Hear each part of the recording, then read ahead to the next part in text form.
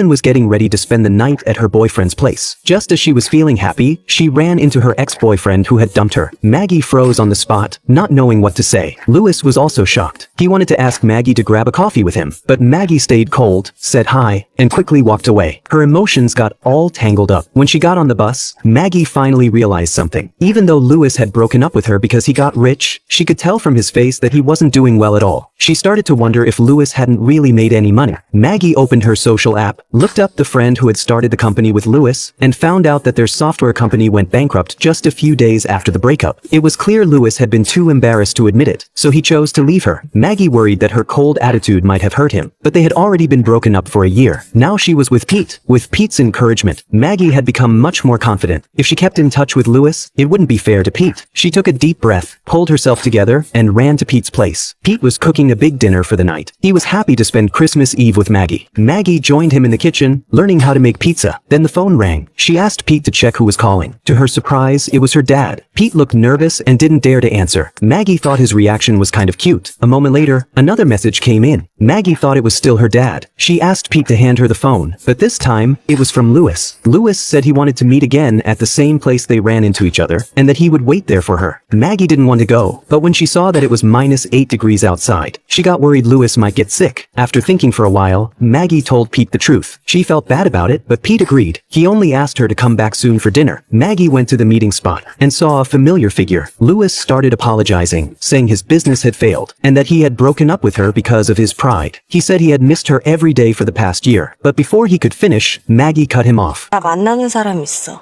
Louis stood there, stunned. All his hopes were gone. Maggie went back to Pete's place, and from that night on, she finally let go of Louis.